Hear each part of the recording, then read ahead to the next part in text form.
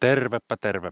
Minä on Tiaisen Teemu ja tuossa takana on tuo Model Y nyt sitten ollut tässä reilun 30 asteen pakkasessa seisomassa ihan kaikessa rauhassa ja ajattelinpa kokeilla ihan, että mitenkä se lämpiää tälleen kylmänä kun lähtee ajelemaan. Ja muutenkin tällä videolla olisi tarkoitus vähän käydä läpi noita kokemuksia tuosta autosta tälleen talvella.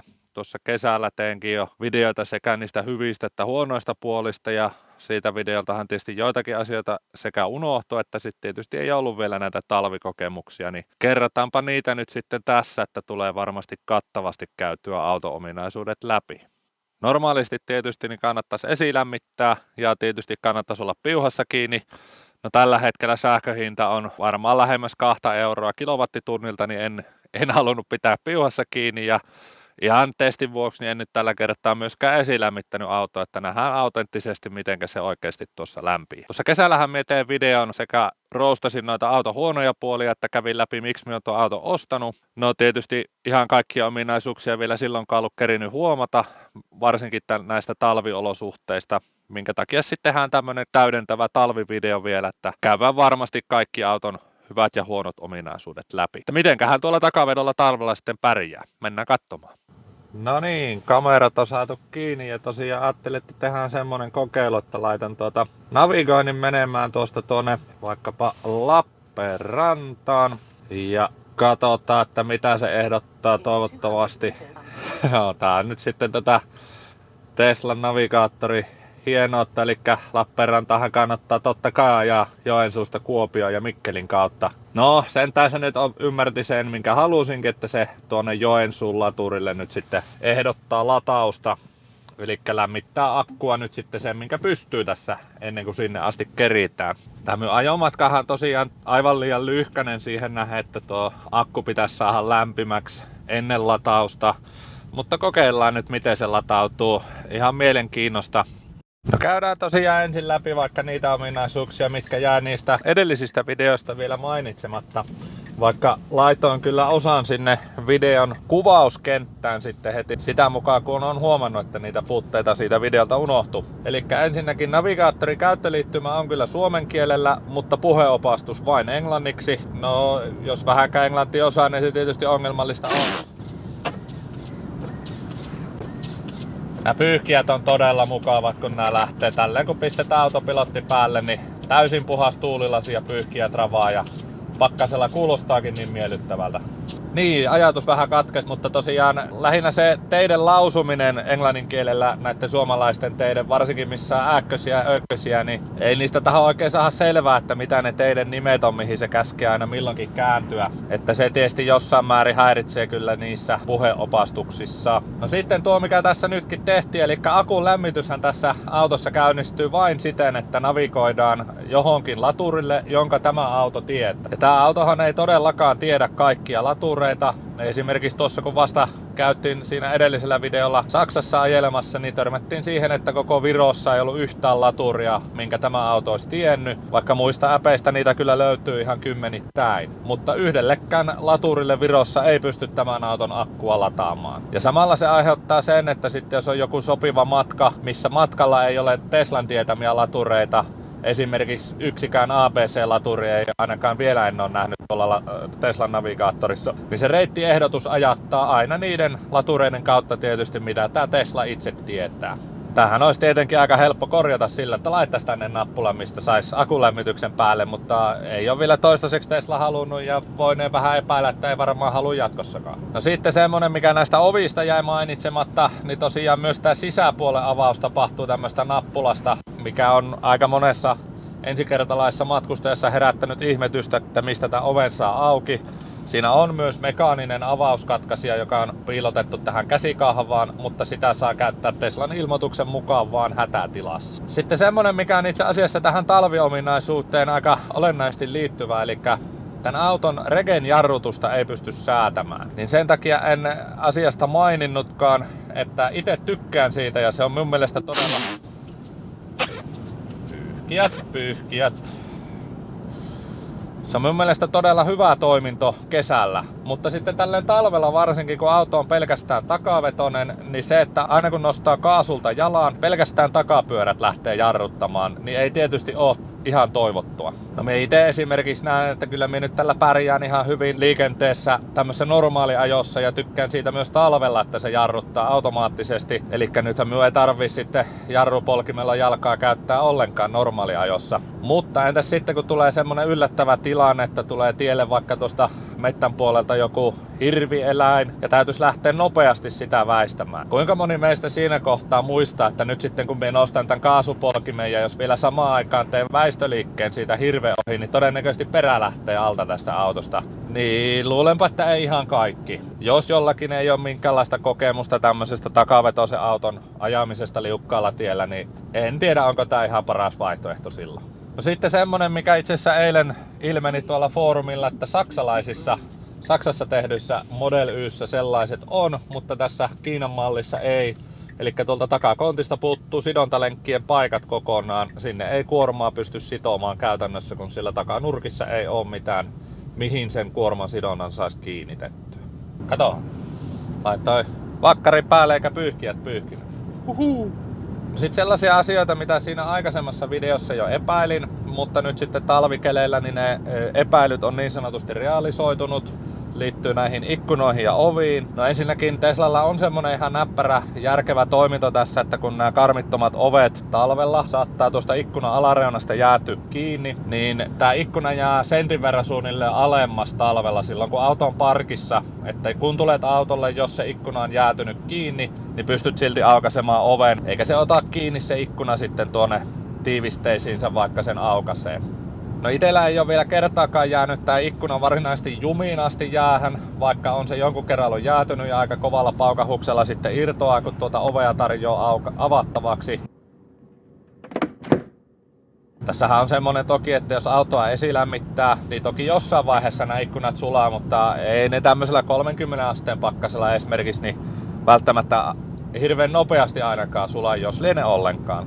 No oven kahvathan on sellaiset, mitkä on kyllä sitten jäätynyt aika monta kertaa. Ei ne kertaakaan ole estänyt, etteikö olisi päässyt sisälle sitten, kun on itse niitä vähän naputellut irti. Mutta esimerkiksi lapsilla, niin ne... Nyt se keksi sitten pyyhkästä. Esimerkiksi lapsilla ne ei kuitenkaan ihan joka kerta taho aueta, että joutuu sitten itse kampeutumaan autosta ja mennä avaamaan ove, että pääsee kaikki. Mutta sitten kun tulee seurattua tietysti näiden autojen kommerruksia tuolta sosiaalista mediasta ja keskustelufoorumeilta, niin siellä on kyllä sitten muilla ollut vähän huonompi tuuri näiden kanssa. Esimerkiksi on nyt selkeästi pakkasella yleistynyt sellaiset tapaukset, että tää Teslan ovi ei syystä tai toisesta tiedä olevansa auki. Ja silloin kun se ei tiedä olevansa auki, niin se saattaa mennä kokonaan ylös asti kiinni tuo ikkuna ennen kuin laitat oven kiinni. Ja tästä on nyt tuolla sitten muutamakin tapaus ollut, millä on tuo ikkuna ollut säpäleenä sen jäljiltä, kun ikkuna onkin mennyt ihan ylös asti kiinni, vaikka se ovi on auki. No sit toinen, mitä on näköjään tässä kovilla pakkasilla ruvennut käymään, niin porukalla on jäätynyt ovia kiinni, eli vaikka kahva saadaan auki, niin siitä huolimatta ovi ei aukee. Eli voi olla joko jäätynyt tiivisteistään kiinni tai sitten lukkolaite itsessään jäässä. Nämähän on sellaisia ongelmia, mitkä sinänsä on huollon puutetta, mutta toisaalta kun tässä autossa ei ole sitä huolto-ohjelmaa, niin eipä sitä kukaan sitten huollakaan välttämättä, että itse pitäisi käyttäjän muistaa aina välillä vähän rasvailla oven tiivisteitä ja lukkoja ja muita osia. No joka tapauksessa muutamalla on ollut, että ovet ei ole auennut ja sitten joillakin on käynyt sekin, että sit kun se on lopulta auennut, niin sit se ei olekaan enää mennyt kiinni.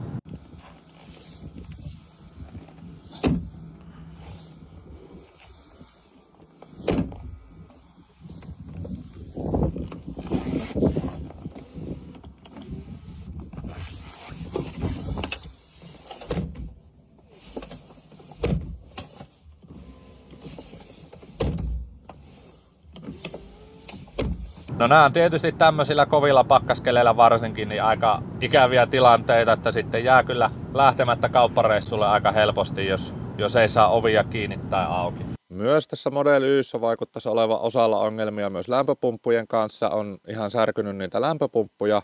Ja sitten osittain ilmeisesti ongelmia on aiheuttanut se, että etupuskurissa olevat ilmaohjausläpät jumittuu lumen takia auki ja kun se lämpöpumppu sitten ottaa koko ajan kylmää pakkasilmaa kituusiinsa, niin ei sitten kykene enää lämmittämään myöskään mitään. Näin kovilla pakkasillahan se lämpöpumppu ei muutenkaan taja enää mitään tointa, että kaikki tulee sitten sähköstä se lämpöenergia, mitä nyt sisälle ja akkuun sitten tarvitaan ja kyetään tuottamaan.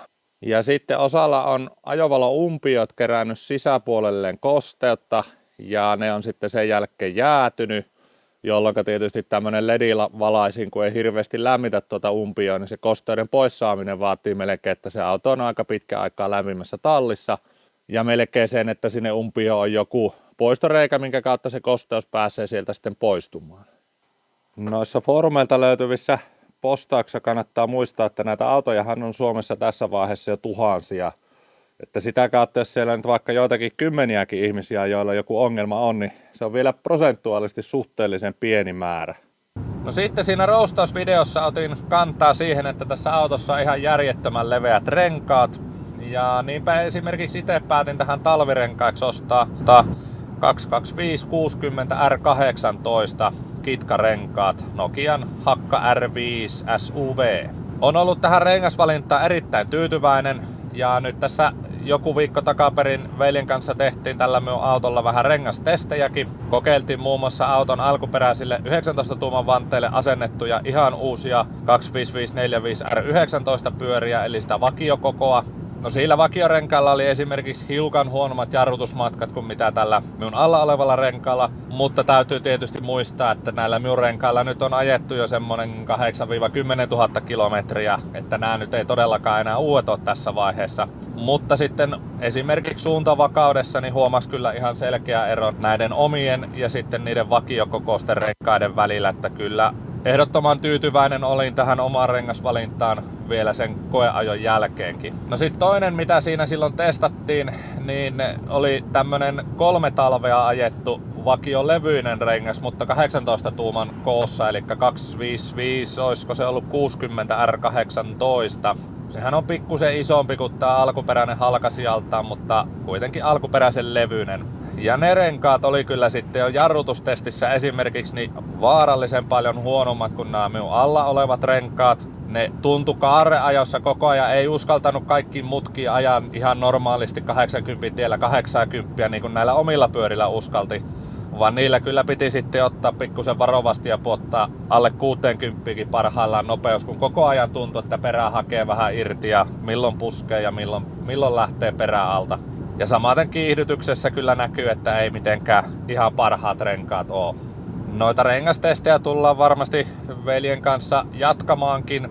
Ja jos nämmäiset renkaisiin ja niiden kulutuksen mukavuuteen, muihin asioihin liittyvät asiat kiinnostaa enemmälti, niin kannattaa käydä tuolta veljen YouTube-kanavalta kurkkimassa. Sillä on siellä aika paljon mielenkiintoista asiaa sen tiimoilta.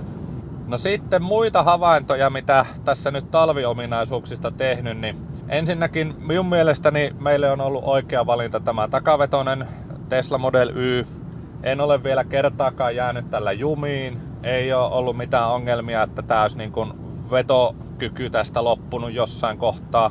Ja itse asiassa se nelivetoinenkinhan on valtaosan ajoajastaan pelkästään takavetoinen. Taitaa jossain erityistilanteissa ja maastoajossa sitten ottaa enemmälti sitä etumoottoria käyttöön. Mutta valtaosassa ajoista niin ihan normaalisti lykkii takaa niin kuin tämäkin. Se mikä on pantava merkille, niin totta kai tällaisessa takavetoisessa autossa pikkusen välillä perä hakee pitoa. Eli kaarreajossa jos lähtee kiihyttämään tai jarruttamaan vauhtia, niin totta kai se pikkusen lähtee perä sieltä tulemaan esille. Niin se takavetoisessa autossa aina vähän tahtoo olla.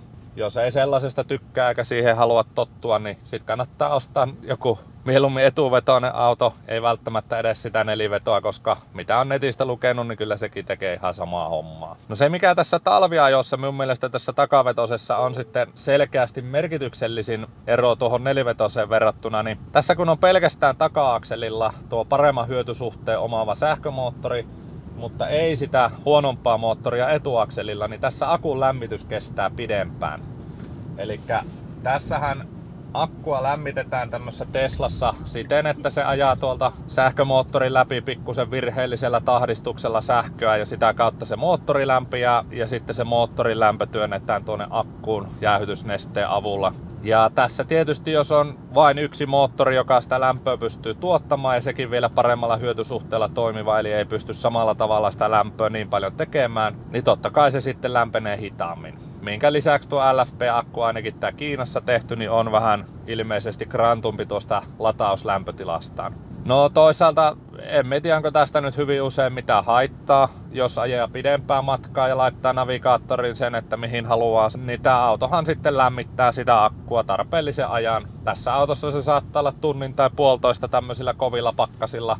Siinä nelivetosessa varmaan vähän vähemmän. Ei se niin kuin kuljettajan toimintaan yleensä hirveästi vaikuta. Lämmitysenergia on meillä toistaiseksi tähän asti aina ollut riittävä. Ei ole ollut ongelmia, etteikö olisi lämpöä riittänyt kabiinissa. Kyllähän tässä tää kattolasi, mikä niin kuin kesälläkin sanoin, niin kyllähän tää tämmöisellä pakkasella, nytkin se on itse asiassa tuosta sisäpinnasta vielä pienessä jääkerroksessa, että sinänsä sieltä kyllä hohkaa ihan riittävästi kylmää ilmaa sisälle, mutta toisaalta niin aina on tarennut kyllä ajella. Eikä ole mitkään tuulilasi tai sivulasit meillä vielä kertaakaan huurtunut tai jäätynyt umpeen. No taas näistä kaikkia Model Y:tä koskettavista asioista, niin meillä on eniten hankaluutta aiheuttanut tuo latausluukku. Eli sehän tässä Teslassa aukeaa ylöspäin sähköllä ja myös sulkeutuu sähköllä. Ja kun se avautuu ylöspäin ja sen sarana on siinä yläpuolella, niin sinne saranan päälle lumituiskussa kerääntyy lunta. Ja kun se on niin olemattoman pieni rako, niin sieltä on melko hankala saada sitä lunta pois. No sit jos on semmonen nollan ympärillä pyörivä keli, niin se sitten osaa jäätyä myöskin sinne väliin. Ja siitä on kertaalleen tullut pieni ongelma, että siihen piti kerran kaivella taskusta luottokortti, millä sain sitten sohittua sieltä välistä ne lumeet ja jäät pois, jotta se luukku menee sitten nätisti myöskin kiinni. Ja toki siihen luukun kolon reunoihin on muutenkin sitten kertynyt joskus jäätä ja lunta, mutta se on ollut toistaiseksi helppo sitten jääskraapalla siitä vaan rapauttaa pois, niin siitä ei sinänsä ollut haittaa, mutta se sinne saranan väliin kertyvä lumi ja jää, niin se on ollut vähän hankala. Tuohon auton sisätilojen lämmitykseen vielä sellainen maininta, että tosiaan tällaisessa autossahan kannattaa ratin lämmitystä ja penkin lämmityksiä käyttää, ne kuluttaa paljon vähemmän energiaa kuin se, että koko tämän kabiinin lämmittää. Ja ne on tässäkin automaattisella toiminnolla ollut meillä aina. Ja ne on minusta ollut ihan hyvät. Nytkin minulla on lämpimät kädet ja selkääkin vähän lämmittää tää penkki.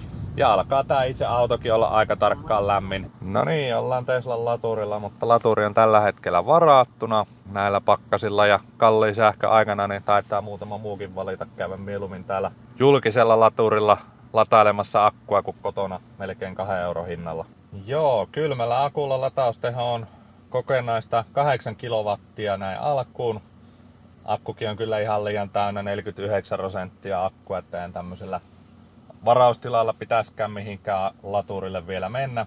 Mutta niin kuin nähdään, niin akku ei ole vielä riittävän lämmin. Ihan ymmärrettävää, kun näin nopeasti tuli laturille. Tää nyt on ehkä enempi sellainen demonstraatio, että miten tää lataus voi hitaimmillaan onnistua.